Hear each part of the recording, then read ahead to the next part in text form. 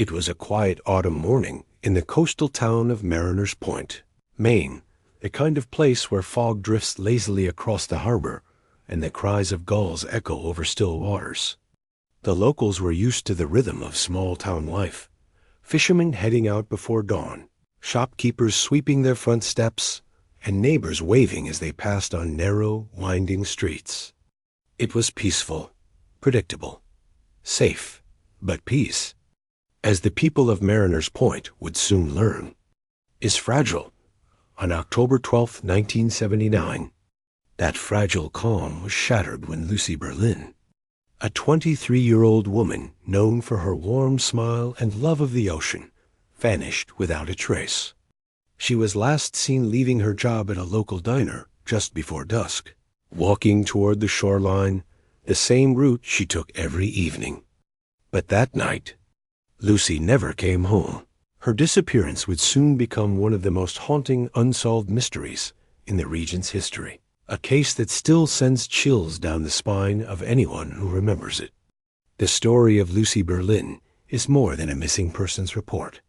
It's a reflection of a time when communities trusted easily, when doors were left unlocked, and when the darkness of human cruelty seemed like something that only happened somewhere else. As days turned into weeks, and weeks into years, her name became a whisper in the town's history, a mystery that refused to fade. The few who were close to her still speak her name with a kind of haunted reverence, recalling the laughter, the kindness, and the gentle presence that seemed to light up every room she entered. But beneath those memories lies a chilling question, one that has lingered for over 4 decades. What really happened to Lucie Berlin? Was she taken by someone she trusted? Did she meet a stranger that night by the water? Or did the ocean she loved so deeply become her final resting place? Whatever the truth may be, it has remained lost to time, buried beneath silence, secrets, and the unforgiving tides of Mariners Point. To understand the tragedy, we must first understand who Lucie Berlin was, and what made her disappearance so deeply personal. Lucie grew up in Mariners Point, the youngest of 3 sisters. Her father, a retired lighthouse keeper, often said she had the sea in her eyes. He wasn't wrong. From a young age, Lucie was drawn to the water. She would spend hours along the rocky shoreline, collecting shells and sketching the waves as they crashed against the pier. Friends remember her as kind, reserved, and endlessly curious, the sort of person who listened more than she spoke. But when she did, every word felt genuine. By 1979, Lucie had built a quiet life for herself. She worked at the seaside diner, a cozy little spot overlooking the harbor. She lived in a small cottage left to her by her grandmother, with peeling white paint and a porch that looked out toward the sea. Her days followed a gentle rhythm: work, sketching, and evening walks by the shore. But those who knew her best say she had bigger dreams of studying marine art, traveling to Europe, and opening a small gallery one day. There was a simplicity in Lucie's life, but also a quiet strength. She had endured heartbreak, fiancé who left town suddenly, a mother lost to illness, yet she carried those wounds gracefully, never allowing them to define her. Her friends described her as someone who believed in signs, in the poetry of the world around her. Lucie saw beauty where most people saw nothing, one friend recalled. Even the fog seemed to follow her like an old friend. And that's what makes her story so haunting. Because Lucie wasn't reckless. She wasn't careless. She was loved, grounded, and deeply connected to the place she called home. So when she vanished that October evening, the town didn't just lose a neighbor. It lost something more, the quiet, enduring light that seemed to hold Mariners Point together. October 12, 1979, began like any other day in Mariners Point. The early morning fog clung to the coastline, and the faint smell of salt and rain drifted through the air. Lucie Berlin woke up early, just as she always did, and fed the stray cat that often waited on her porch. Neighbors later recalled seeing her in her blue wool sweater, walking down Harbor Street toward the diner, her sketchbook tucked neatly under her arm. At 7 a.m., she clocked in for her shift at the seaside diner, serving coffee to the early fishermen and travelers heading north. She seemed cheerful, though one co-worker noticed she was distracted, staring out the window toward the docks more than usual. Around 3:15 p.m., Lucie took her usual break and sat on the back steps with her sketchbook, doodling something small and delicate, a lighthouse, perhaps, or a child by the sea. No one could say for sure. By 5:45 p.m., she finished her shift and left through the back door, calling out, "See you tomorrow," to the cook. It was the last time anyone at the diner would ever see her alive. A witness, a fisherman named Dale Rowe, claimed he saw Lucie walking down the coastal path shortly before sunset, her silhouette faint against the fading light. He remembered it clearly because she waved as she passed. But half an hour later, when the fog rolled back in, she was gone. When Lucie failed to return home that night, her landlord assumed she'd stayed with friends. But by morning, when? Her bed was untouched, and her front door was still locked from the outside. Concern began to spread. The police were called just after 9 o'clock a.m. the next day. They found Lucie's coat draped neatly over a bench near the pier, but no sign of her purse, keys, or sketchbook. The ocean was calm that night. No storms, no tides strong enough to pull anyone under. So what really happened? In those quiet, fog-drenched moments between daylight and darkness? No one knows for sure. But for the people of Mariners Point, that evening changed everything. 2 days after Lucie Berlin was reported missing, the quiet calm of Mariners Point gave way to unease. Search teams, local volunteers, police officers, and even fishermen who knew the coastline like the backs of their hands fanned out along the shore. They combed the dunes, the wooded trails, and the rocky cliffs that framed the town. But for nearly 48 hours, they found nothing. Then, on the morning of October 15th, a fisherman named Earl Donovan made a dark discovery. While checking his nets near Hollow Creek, about 3 miles from town, he noticed something tangled among the seaweed and driftwood along the shoreline. A sketchbook, water-damaged and torn at the edges. Inside, several pages were smeared beyond recognition, but one drawing remained visible, the faint outline of a broken lighthouse, its beam fading into darkness. On the back cover, written in Lucie's handwriting, were 2 words, "Still here."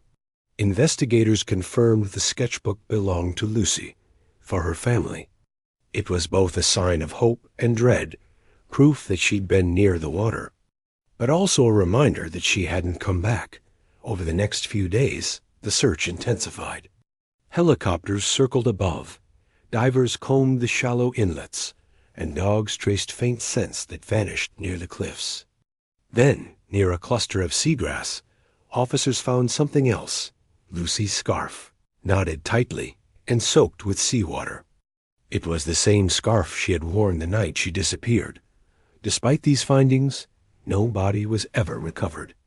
The tide had been gentle that week, the currents too mild to carry someone far. And yet, Lucie Berlin was simply gone. The town fell silent. People stopped walking near the pier after sunset. Parents kept their children indoors. And for the first time in memory, doors that had always remained unlocked began to close at night, even without a body. The sense of loss was overwhelming, not just for her family, but for everyone who had known her. The sea that Lucie loved so deeply now held the town in quiet fear. And beneath that silence, one question persisted. What or who had taken her away? When the search turned into an investigation, Detective Samuel Kearney of the Mariners Point Police Department was assigned to lead the case. Kearney was methodical, known for his calm demeanor and his patience. A man who believed every detail mattered, no matter how small. The first 72 hours were critical. Officers retraced Lucie's final movements, beginning at the seaside diner where she was last seen. They interviewed every employee and customer present that day. Most described her as cheerful, quiet, polite, but one coworker, a waitress named Janet Cross, recalled something unusual. According to her, Lucie received a phone call around 4:30 p.m. She stepped outside to answer it, stayed out for several minutes, and returned visibly shaken. When asked who had called, Lucie simply said, "Just someone from my past." That call became the first major lead. Phone records were scarce in 1979, but investigators managed to trace it to a payphone near Hollow Creek, the same area where her sketchbook was found days later. Forensics teams examined the items recovered from the shore: the sketchbook, the scarf, and a single earring discovered nearby. The objects were carefully preserved, but the saltwater damage made fingerprint retrieval impossible. Still, small fibers found on the scarf were consistent with a wool jacket that did not belong to Lucie.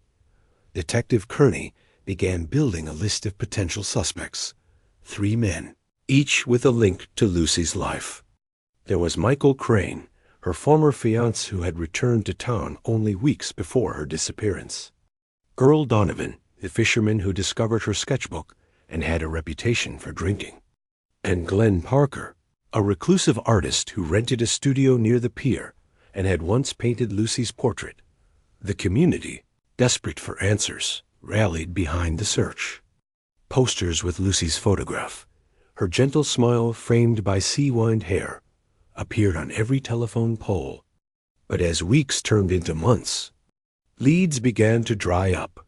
The official police report concluded with a single haunting line: Lucie Berlin presumed missing under suspicious circumstances.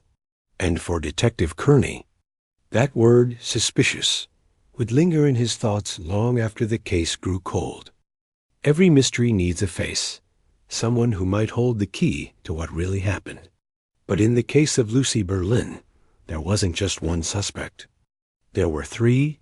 The first was Michael Crane, Lucie's former fiancé. He had left Mariner's Point abruptly 2 years earlier, after their engagement ended under unclear circumstances. Locals said he had a temper, though nothing violent was ever reported. When questioned, Crane claimed he hadn't seen or spoken to Lucie since their breakup. Yet investigators later discovered he'd checked into a motel on the edge of town the very week she vanished. His explanation? He was there, on business, though no record of his employer placing him there ever surfaced. The second name on Detective Kearney's list was Earl Donovan, the fisherman who found Lucie's sketchbook. Earl was cooperative, maybe too cooperative. He volunteered to join search parties and spoke frequently to the press, often repeating details that hadn't been publicly released. Some in town began to whisper that he seemed to know too much. When investigators examined his boat, they found traces of wool fibers similar to those found on Lucie's scarf. Earl dismissed it as coincidence. "Half the town wears wool this time of year," he said, and without stronger evidence, police couldn't hold him. Then there was Glenn Parker, the local artist. Reclusive and eccentric, Glenn lived alone near the cliffs in a converted boathouse. He admitted to knowing Lucie, even painting her portrait months before she vanished. When officers searched his studio, they found the painting unfinished, and beside it, a smaller canvas depicting the same woman, but with her face obscured and the ocean swallowing her figure. Glenn claimed it was a study in grief, inspired after Lucie disappeared. The 3 men each had motives: jealousy, obsession, or guilt, but none had proof of innocence or guilt strong enough to close the case. And then there were the anonymous letters that began arriving at the police station, months later, scrawled in uneven handwriting. Signed only with the initials MC, one read simply, "You're looking in the wrong place. She's not in the water." But what did that mean? And who was MC? When Lucie Berlin's disappearance first made the front page of the Mariner's Point Chronicle, it was treated as a local tragedy, a quiet reminder that even small towns have shadows. But within days, the story began to spread beyond the harbor. Regional papers picked it up, then state outlets, and soon, national networks were calling it the Lighthouse Mystery. The media painted Lucie as the perfect victim, young, artistic, gentle, the kind of story that tugs at the public conscience.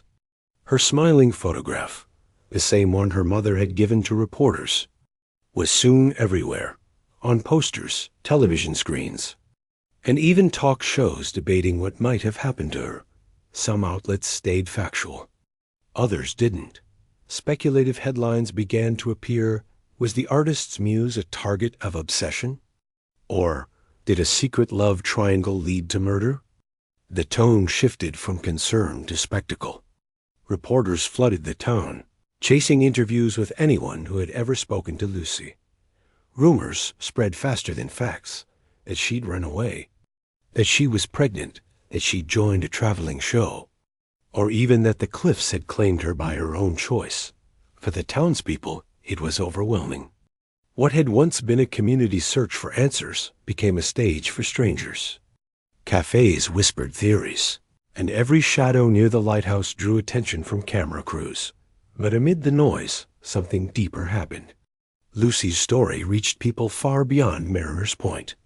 Thousands joined online forums and true crime boards, sharing their own theories and satellite images of the coastline.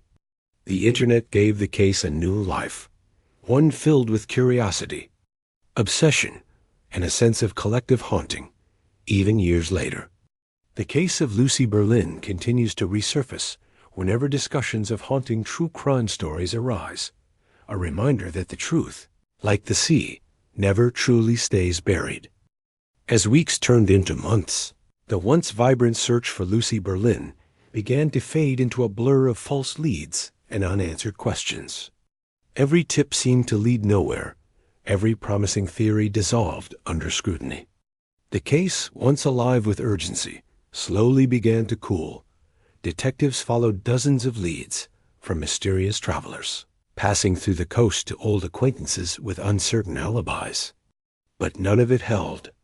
One man, a drifter who'd worked briefly at the docks, was briefly detained after a witness claimed to have seen him near the cliffs the night Lucie vanished. For a moment, the town braced for justice. Yet after hours of questioning, and no physical evidence linking him to Lucie, he was released. Another suspect, a local art dealer who had purchased several of Lucie's paintings, faced public suspicion after inconsistent statements. But again, no charges were ever filed. Without a body, without clear proof of foul play, the investigation hit a wall. There was no trial, no courtroom story to bring closure or clarity. Only a case file that grew thinner with every passing year. The authorities eventually classified Lucie's disappearance as an unsolved missing person case. Her family refused to call it over. They kept her room the same, her brushes still resting on the windowsill, waiting for a day that never came. And so, Lucie's story joined the long list of cold case mysteries that lingered just out of reach, the kind that keep investigators awake long after the paperwork is filed. Away, sometimes, silence is more haunting than any verdict. And in the quiet coastal nights of Mariner's Point, that silence still hangs heavy, reminding everyone who remembers her that not all stories end and not all ghosts fade. Even after decades, the story of Lucie Berlin refuses to fade into obscurity. Her name still surfaces in quiet conversations among locals, her portrait occasionally reappearing in true crime forums and late-night documentaries that revisit cold cases.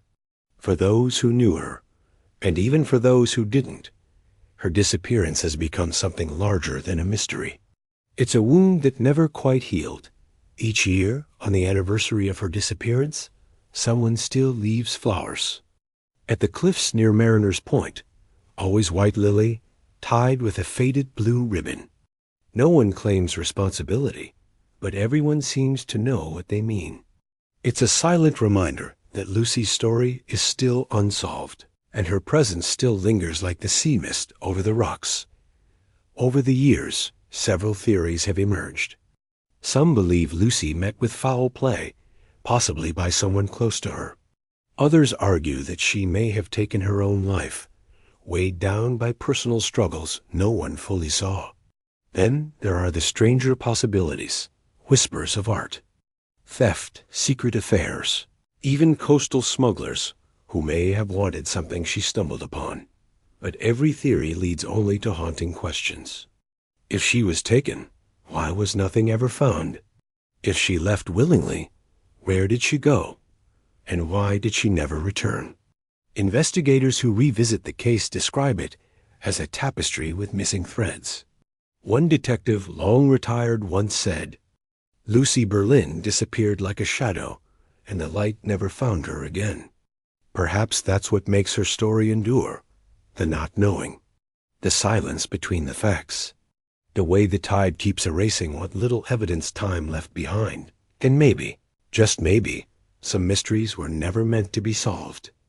And so, even after all these years, the story of Lucie Berlin remains one of the most haunting true crime stories ever whispered along the foggy coast of Maine. Hers was not just a disappearance.